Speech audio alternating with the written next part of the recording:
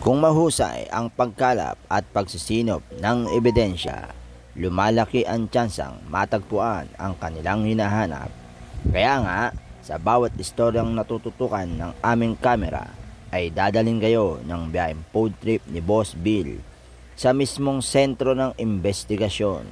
Bawat hakbang ng inyong lingkod ay bibigyang pansin hanggang ang pagpupursigi ay maghahatid sa katotohanan. Gamit ang siyensya, lohika at pagkamaparaan ay humantong sa pagkalutas ng istoryang aming tinutukan.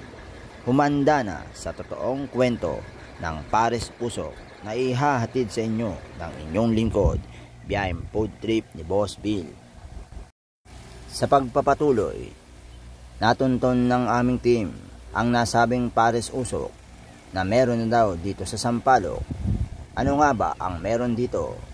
Minabuti ng inyong lingkod na puntahan ng establishmento at nung mga oras na iyon ay napansin nga namin na kukunti pa lamang ang tao dito at batay sa impormasyon na nakalap namin, mag-aalas 12 daw bago dumami ang tao dito. Kaya minabuti ng inyong lingkod na umorder upang mamanmanan kung talaga nga bang dumarami ang tao dito at para na rin matikman kung talagang masarap ito. Halina't samahan niyo ako. Sa pagpapatuloy, minabuti ng inyong lingkod na tikman ang Pares Mami na aming inorder at talaga nga namang napakasarap nito. Sa halagang 100 ay naka-only rice ka na. Kaya naman patok na patok ito sa mga estudyante dito. At sa patuloy nga naming pagmamanman ay unti-unti na nagdagsaan ang mga parokyano ng James Pares Usok dito sa Sampaloc at talaga nga namang dinadagsa na ito ng mga estudyante.